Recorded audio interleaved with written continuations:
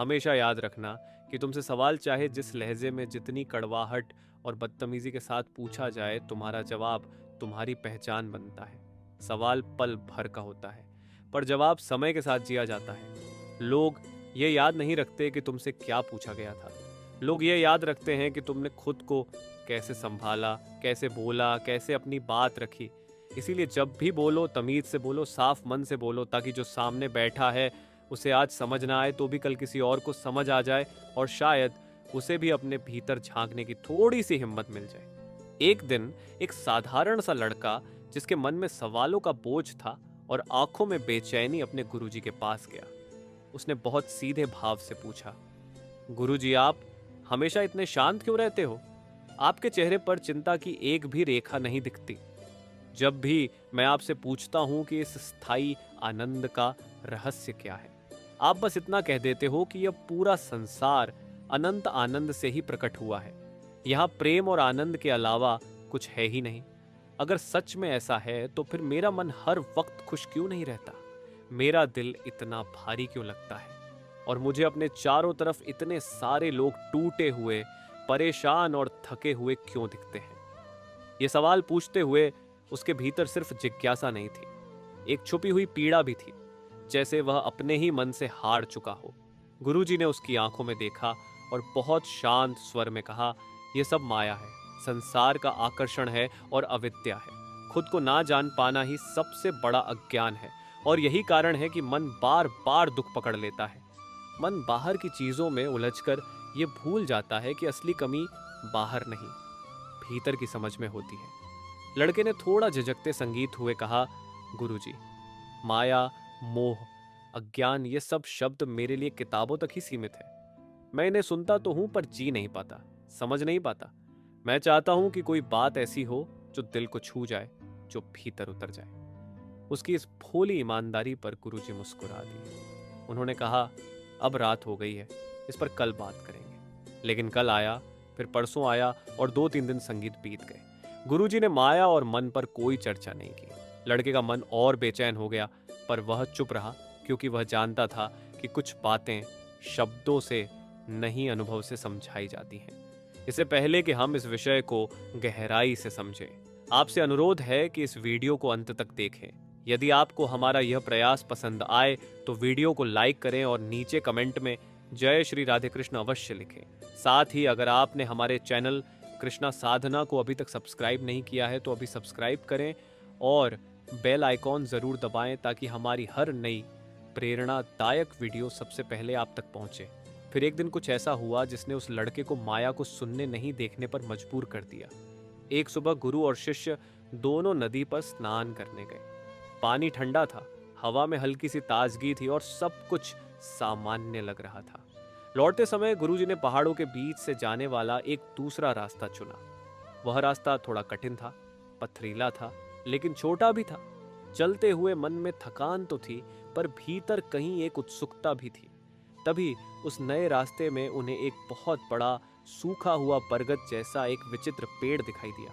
उसकी जड़ें बाहर निकली हुई थी, तना खुरदुरा था और पूरा पेड़ जैसे किसी पुराने रहस्य को अपने भीतर छुपाए खड़ा था। जैसे ही गुरुजी उस पेड़ के पास से गुजरे, अचानक उनके कदम धीमे हो गए। उन्हें ऐसा लगा जैसे वह पेड़ उन्हें अपनी ओर खींच रहा हो, बिना आवाज के, बिना हाथ लगाए। गुरुजी अनायास ही उसकी ओर बढ़ते चले गए और देखते ही देखते वे उस पेड़ से चिपक गए। उन्होंने खुद को छुड़ाने की कोशिश की, लेकिन जितना वे छूटना चाहते थे उतना ही पकड़ मजबूत होती जा रही थी। उनके चेहरे पर पहली बार चिंता की एक झलक आई और उन्होंने मदद के लिए आवाज लगाई। यह दृश्य देखकर लड़के का दिल जोर जोर से धड़कने लगा। वही गुरु जो हमेशा कहते थे कि सब आनंद है, आज खुद असहाय दिख रहे थे।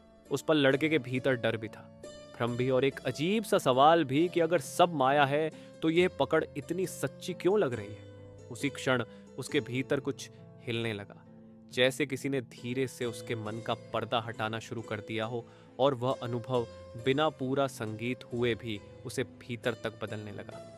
अरे जल्दी करो, मुझे इस पेड़ ने पकड़ लिया है, मैं इससे चिपक गया हूं, मेरी मदद करो। गुरुजी की आवाज में घबराहट थी, वह घबराहट जो आमतौर पर उनके चेहरे पर कभी नहीं दिखती थी। ये सुनते ही लड़का आश्चर्य से स्तब्ध रह गया। उसने अपने गुरु को उस दिन से पहले कभी इतना असहाय, इतना व्याकुल नहीं देखा था। जिन आंखों में हमेशा ठहराव रहता था, आज उनमें बेचैनी साफ झलक रही थी। गुरु पेड़ से चिपके हुए थे और जोर जोर से चिल्ला रहे थे, क्या तुम मेरे शिष्य नहीं हो जो दूर खड़े होकर बस देख रहे हो? तुरंत मदद करो, मेरे पैर खींचो। ये पेड़ मेरी शक्तियां खींच रहा है। मुझे भीतर से अजीब सी बेचैनी हो रही है। उनकी आवाज में डर था और डर के साथ एक अनजाना सा आग्रह, जैसे कुछ छूटता जा रहा हो। लड़का वहीं खड़ा रह गया। उसके कदम आगे बढ़ने को तैयार नहीं थे। उसका मन तेजी से सोच रहा था, अगर मैं इस पेड़ के पास गया और इसने मुझे भी पकड़ लिया, तो अगर मैं भी इसमें फंस गया तो फिर हमें कौन बचाएगा? वह पहली बार अपने गुरु को बचाने से पहले खुद को बचाने के बारे में सोच रहा था और यही सोच उसे भीतर ही भीतर अपराध बोध भी दे रही थी। तभी उसने थोड़ी दूरी से आवाज लगाकर कहा, गुरु जी, आपने तो पूरी जिंदगी दूसरों की मदद की है, आज आपको मेरी जरूरत पड़ रही है। गुरु ने और तेज स्वर में कहा, समय मत गंवाओ, जल्दी से मेरे पैर पकड़ो और मुझे इस पेड़ से अलग करो। उनकी आवाज में अब गंभीरता थी, आदेश भी और लाचारी भी। लड़का हिम्मत जुटाकर पेड़ के पास गया। पेड़ वैसा ही सूखा निश्चल खड़ा था जैसे कुछ हुआ ही ना हो। उसने पूरी ताकत लगाकर गुरु का पैर खींचा। उसकी मांसपेशियां तन गई, सांस तेज हो गई, लेकिन गुरु पेड़ से अलग नहीं हुए। ऐसा लग रहा था मानो कोई अदृश्य पकड़ उन्हें थामे हुए हो। गुरु ने फिर कहा, मेरा शरीर इस पेड़ के तने में ढसता जा रहा है, मेरी मांसपेशियों में अब ताकत नहीं बची, मैं बहुत बेचैन हो रहा हूं, जल्दी करो। ये सुनते ही लड़का अचानक रुक गया। उसके हाथ ढीले पड़ गए। उसने गहरी सांस ली, जैसे भीतर कुछ साफ करने की कोशिश कर रहा हो। उसके चेहरे पर डर की जगह अब एक अजीब सी स्पष्टता आ रही थी। वह थोड़ी देर चुप रहा, फिर बहुत शांत लेकिन ठोस आवाज में बोला, गुरुजी, यह कैसे संभव है?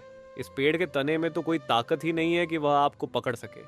आपने ही तो अपने हाथों से इस पेड़ को जकड़ रखा है, फिर आप मुझसे मदद क्यों मांग रहे हैं? ये कहते समय उसके स्वर में ना तंज था ना घमंड, बस एक सीधी सच्चाई थी। उस पल जैसे समय ठहर गया।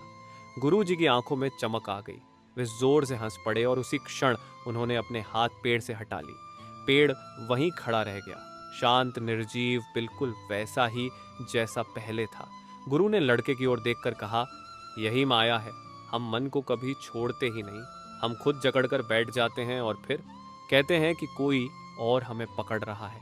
हम गलत बात पर विश्वास कर लेते हैं और फिर उसी विश्वास को अपनी सच्चाई मान लेते हैं। मन कुछ नहीं करता, हम ही उसे ताकत देते हैं। यह सुनकर लड़के का सिर थोड़ा झुक गया। उसके भीतर बहुत कुछ टूट रहा था और बहुत कुछ बन भी रहा था। उसने धीमी आवाज में पूछा, गुरुजी, जब हम ये जानते हैं कि मन ही हमें परेशान करता है, फिर भी हम मन को छोड़ क्यों नहीं पाते? सवाल पूरा होते ही हवा में एक अलग सा सन्नाटा फैल गया, जैसे यह सवाल सिर्फ गुरु से नहीं, खुद से भी पूछा गया हो और उसका जवाब कहीं बाहर नहीं, भीतर किसी गहराई में धड़क रहा हो। गुरु कुछ पल शांत रहे, जैसे शब्दों से पहले उस सन्नाटे को बोलने दे रहे हों। फिर बहुत सहज लेकिन गहराई से भरे स्वर में बोले, क्योंकि हम बाहरी सुखों के सहारे खुद को संतुष्ट रखना चाहते हैं।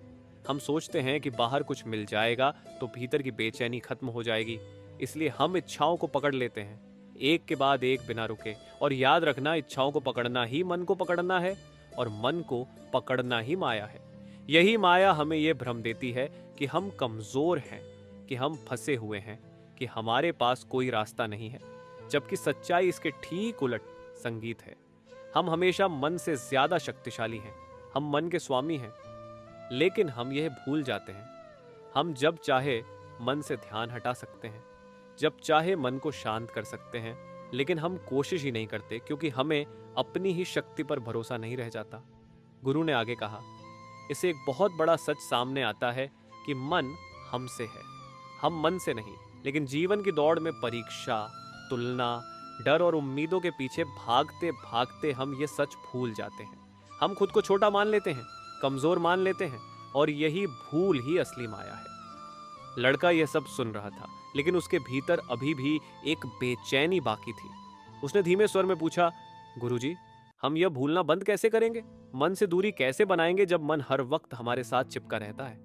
गुरु ने दूर पहाड़ों की ओर देखा और बोले, जैसे एक स्थिर चट्टान को बड़ी से बड़ी लहरें भी हिला नहीं पाती, उसी तरह तुम्हें अपने विचारों से ज्यादा स्थिर, ज्यादा शक्तिशाली बनना है। विचार आएंगे, लहरों की तरह आएंगे, तेज भी होंगे, डरावने भी होंगे, लेकिन सवाल यह नहीं है कि लहरें आएंगी या नहीं। सवाल यह है कि तुम चट्टान बन पाते हो या नहीं।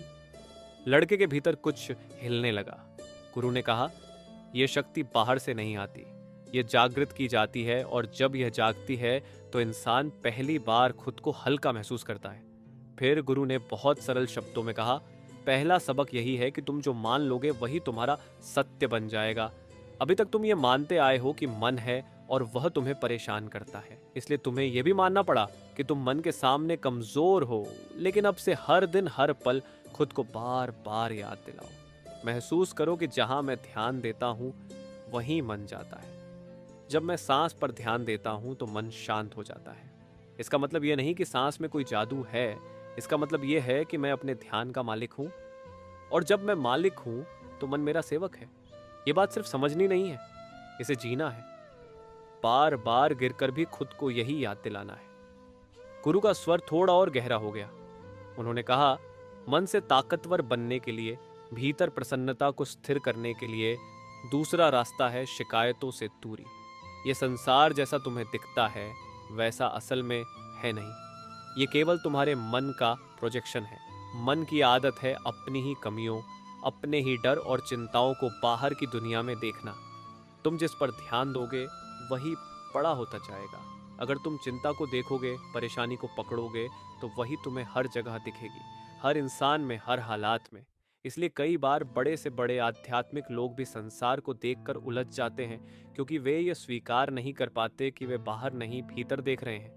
गुरु ने बहुत शांत लेकिन तीखे शब्दों में कहा, जब शिकायत उठे तो उससे लड़ो मत, उसे दबाओ मत, बस उसे धन्यवाद दो।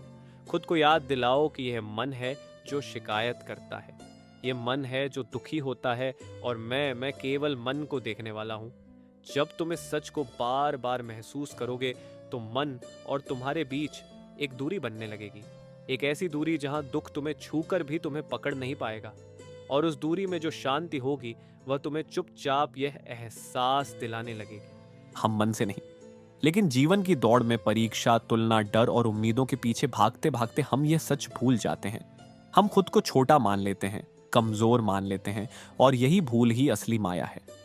लड़का यह सब सुन रहा था, लेकिन उसके भीतर अभी भी एक बेचैनी बाकी थी।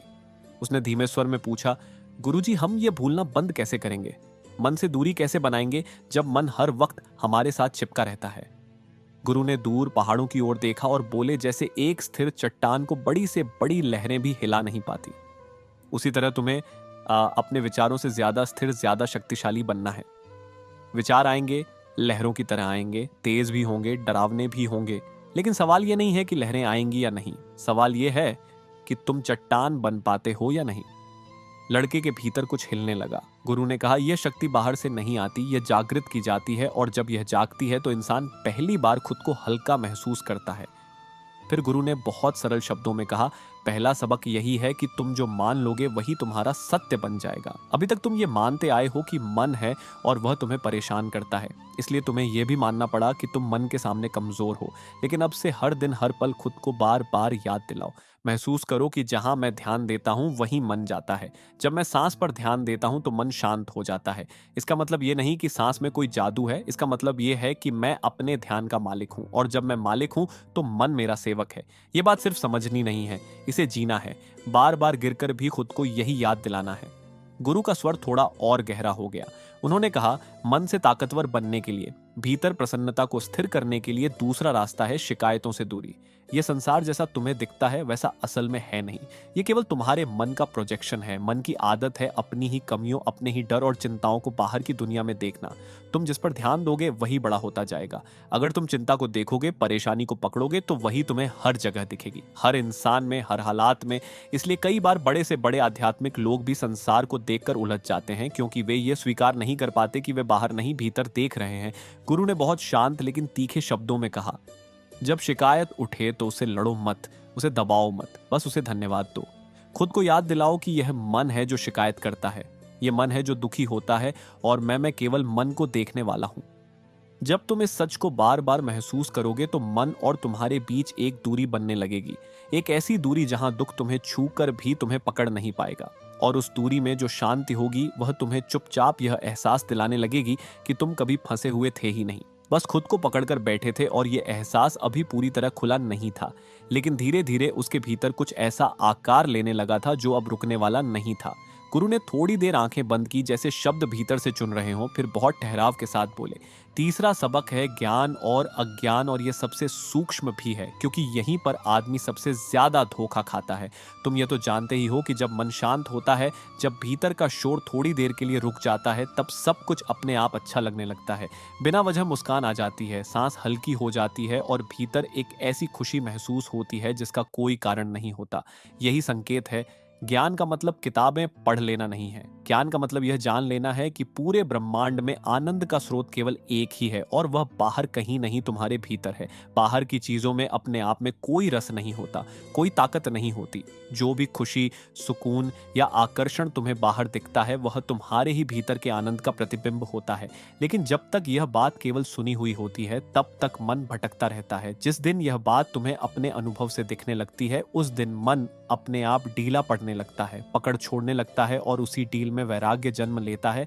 जबरदस्ती का नहीं, बल्कि स्वाभाविक। गुरु ने कहा, उस अवस्था के बाद तुम बाहर अपनी जिम्मेदारियां निभाओगे, काम करोगे, लोगों से मिलोगे, फैसले भी लोगे, लेकिन भीतर एक अलग ही स्थिरता बनी रहेगी। बाहर जीवन चलेगा, भीतर शांति ठहरी रहेगी। और इस शांति को पाने के लिए कोई भागदौड़ नहीं करनी होती, बस मन के साथ नॉन अटैचमेंट का अभ्यास करना होता है। बार बार खुद को याद दिलाना होता है कि मेरा असली स्वरूप आनंद और शांति है। मन मुझ पर हमला नहीं कर रहा, मन मुझ में ही प्रकट हो रहा है। मैं मन के भीतर उठते विचारों को ऐसे देख रहा हूं जैसे आकाश बादलों को देखता है। आकाश कभी परेशान नहीं होता, वह बस देखता रहता है। इसी तरह मैं भी देख रहा हूं। मैं रिएक्ट नहीं करता, क्योंकि जो रिएक्ट करता है, जो शिकायत करता है, जो कहता है कि मन मुझे परेशान कर रहा है, वह भी मन ही है। मैं उससे अलग हूं। मैं तो हमेशा शांत हूं, केवल सब कुछ घटते हुए देख रहा हूं। गुरु का स्वर और धीमा हो गया, लेकिन असर और गहरा। उन्होंने कहा, जब तुम इस बात को बार बार याद करके वर्तमान क्षण में टिकना सीख लेते हो, तो वही वर्तमान क्षण असीम अनंत शांति बन जाता है। यहाँ कोई प्रतिक्रिया नहीं होती, यहाँ केवल सजगता से किया गया कर्म होता है। और जहाँ रिएक्शन खत्म होता है, वहीं उलझन खत्म होती है। फिर तुम सीधे अपने लक्ष्य की ओर बढ़ते हो, बिना भीतर टूटे, बिना खुद से लड़े। लेकिन ध्यान रखना, सबसे पहले जो तुम मान लोगे वही तुम्हारी सच्चाई बन जाएगी। अब तक तुम यह मानते आए हो कि मन तुम्हें परेशान करता है, और इसी मान्यता ने तुम्हें मन के सामने कमजोर बना दिया। यही गलत आइडिया, यही झूठी मान्यता ही माया है। इसलिए खुद को बार बार याद दिलाना जरूरी है कि मैं जहां ध्यान देता हूं वही आकार लेने लगता है। मैं मन का स्वामी हूं, मन मेरा सेवक है। गुरु ने एक गहरी सांस ली और बोले, और हाँ, शिकायतों से दूरी बनाए रखना भी इसी अभ्यास का हिस्सा है, क्योंकि यह संसार वैसा नहीं है जैसा दिखता है। ये तुम्हारे मन का ही विस्तार है। मन अपनी उलझने, अपनी कमियां, अपनी अधूरी समझ को बाहर प्रोजेक्ट करता है, और फिर उन्हीं से लड़ता है। इसलिए जब भी मन शिकायत करे, बस उसे देखो। तीसरी बात यही है कि मन के प्रति नॉन अटैचमेंट विकसित करो। खुद को बार बार ये महसूस कराओ कि मेरा असली स्वरूप आनंद और शांति है। मन मुंह में उठ रहा है, मैं मन में नहीं फंसा हूं, मैं सब कुछ शांति से देख रहा हूं, मैं कभी रिएक्ट नहीं करता। यही देखने की क्षमता धीरे धीरे वैराग्य बन जाती है, और उसी वैराग्य में वह शांति महसूस होती है जहां केवल सही एक्शन होता है, बिना किसी अंदरूनी खींचतान के। गुरु ने अंत में बहुत सहज भाव से कहा, लेकिन एक बात याद रखना, हम लोग एक ही बार में गहरा फोकस और स्थिर ध्यान की उम्मीद करने लगते हैं, और यहीं से परेशानी शुरू होती है। अगर सच में ध्यान को समझना है, फोकस को गहरा करना है, तो पहले मेडिटेशन को समझना होगा। यह समझना होगा कि जब मन फोकस करना शुरू करता है, तो हर स्तर पर कैसी कसी रुकावटें आती हैं। मन कैसे चाले चलता है, कैसे थकाता है, कैसे बहकाता है, और इन सबको अभ्यास से पार कैसे किया जाता है। यह सफर यहीं खत्म नहीं होता। गुरु ने कुछ क्षण मौन में बिताए, फिर बहुत साधारण लेकिन दृढ़ स्वर में बोले, ठीक है, अगर तुम सच में समझना चाहते हो तो एक नियम होगा। जब तुम काम करोगे, तब काम के अलावा कुछ और नहीं सोचोगे। मन भटकेगा, यह तय है, लेकिन जैसे ही ध्यान भटके, तुम्हें वापस उसी काम में लौट आना है। और दूसरी शर्त यह है कि तुम इस विषय में मुझसे कोई सवाल नहीं करोगे। जब सवाल पूछने का समय आएगा, तब मैं खुद तुम्हारे पास आऊंगा। गुरु की यही विचित्रता थी। वे सबको एक जैसा रास्ता नहीं बताते थे। किसी को वे एकांत में बैठा देते, किसी से मौन का अभ्यास करवाते, किसी को एक ही ग्रंथ बार बार पढ़ने को कहते, तो किसी को एक ही काम बार बार करने में लगा देते। उनकी दृष्टि व्यक्ति पर होती थी, विधि पर नहीं। ऐसे ही एक दिन एक सीधा साधा चरवाहा गुरु के पास आया। उसके कपड़ों में धूल थी, आंखों में झिझक थी, लेकिन भीतर एक बेचैनी साफ दिखाई देती थी। उसने कहा, गुरु जी, मैं ध्यान सीखना चाहता हूँ, मैं जीवन का सत्य जानना चाहता हूँ। गुरु मुस्कुराए और बोले, बेटा, ध्यान कोई खेल नहीं है, इसे समझना बहुत सूक्ष्म है। तेज और स्थिर मन वाले ही इस रास्ते पर टिक पाते हैं। वह लड़का थोड़ा झुका और बोला, गुरुजी, आप सही कहते हैं, मैं अनपढ़ हूँ, दुनिया के नियम नहीं जानता, सही गलत भी ज्यादा नहीं समझता, लेकिन मेरा मन असंतुष्ट है। यह मन मेरी बात नहीं मानता। इसी कारण मेरे भीतर ध्यान सीखने और मन को जीतने की तीव्र इच्छा है। उसकी आवाज में कोई दिखावा नहीं था, बस एक सच्ची पुकार थी। गुरु का चेहरा गंभीर हो गया। उन्होंने कहा, अगर तुम सच जानना चाहते हो तो तुम्हें सब कुछ दांव पर लगाना होगा। एक बात याद रखना, बच्चे जीवन लगा देने के बाद भी कोई भरोसा नहीं कि इसी जीवन में ज्ञान मिल ही जाएगा। यह सुनकर नौजवान एक पल को हिचकिचाया। भीतर डर भी उठा, लेकिन उससे बड़ा संकल्प भी। उसने सिर उठाकर कहा, गुरुजी, मैं वापस लौटने के लिए नहीं आया हूँ। आप जो कहेंगे वही मेरे लिए पत्थर की लकीर है। मैं आपकी हर बात मानूंगा। उस क्षण गुरु ने उसकी आंखों में देखा, जैसे भीतर की तैयारी परख रहे हों। फिर गुरु ने कहा, ठीक है, इस आश्रम में 1000 शिष्य हैं। यहाँ रोज भोजन के लिए दूध की जरूरत होती है। आज से मवेशियों की देखभाल से लेकर दूध निकालने तक की पूरी जिम्मेदारी तुम्हारी है, लेकिन मेरी 2 शर्तें याद रखना। पहली, काम करते समय उस काम के अलावा कुछ और नहीं सोचोगे, और दूसरी, दोबारा मेरे पास मत आना, ना किसी सवाल का जवाब पूछना। जब समय आएगा मैं खुद तुम्हारे पास आऊंगा। लड़के को आश्चर्य हुआ, लेकिन उसके भोलेपन और विश्वास ने दोनों शर्तें स्वीकार कर ली। वह काम में लग गया। सुबह से शाम तक वही काम, वही दिनचर्या। जब भी काम करते समय उसके मन में कोई विचार उठता, वह तुरंत सतर्क हो जाता। कभी कभी विचार रुकते नहीं थे। तब वह काम छोड़कर वहीं बैठ जाता, चुपचाप अकेला। ना किसी से बोलता, ना किसी से शिकायत करता। लोगों को वह अजीब लगता था। कुछ को लगता वह पागल है, कुछ को लगता वह गूंगा है, लेकिन वह लड़का गुरु की शर्तों को निभाता रहा। समय अपनी रफ्तार से चलता रहा। दिन महीनों में बदले, महीने वर्षों में, और देखते ही देखते 10 साल बीत गए। गुरु को छोड़कर आश्रम के लगभग सभी लोग मान चुके थे कि यह नौजवान बोल नहीं सकता, लेकिन जीवन हमेशा चुपचाप किसी मोड़ की तैयारी करता रहता है। एक दिन गुरु ने पूरे आश्रम में घोषणा की कि मेरा अंतिम समय निकट है और मुझे अपना उत्तराधिकारी चुनना है, जो मेरे बाद इस आश्रम के शिष्यों को मार्ग दिखा सके। इसलिए मेरा हर वह शिष्य जिसे लगता है कि उसने ध्यान को जान लिया है, वह अपने जीवन की सीख 2 पंक्तियों में लिखकर इस पेटी में डाल दे। जो ध्यान के सार को 2 पंक्तियों में लिख पाएगा, वही इस आश्रम का उत्तराधिकारी होगा। यह सुनते ही पूरे आश्रम में हलचल मच गई। शिष्य आपस में चर्चा करने लगे, बहस करने लगे कि गुरु की अंतिम शिक्षा क्या है, ध्यान का असली अर्थ क्या हो सकता है। कोई शास्त्रों की बात करने लगा, कोई उपदेशों की, कोई वर्षों की साधना गिनाने लगा, और वहीं एक कोने में वह चरवाहा चुपचाप बैठा था, जैसे यह सब कुछ उसके भीतर किसी और हीजगह घट रहा हो। और कुछ ऐसा था जो अब शब्दों में आने के करीब था, लेकिन अभी पूरी तरह सामने नहीं आया था। आश्रम में यह चर्चा और गहरी होने लगी कि गुरु ने जो कुछ सिखाया कह रहा था विचारों को।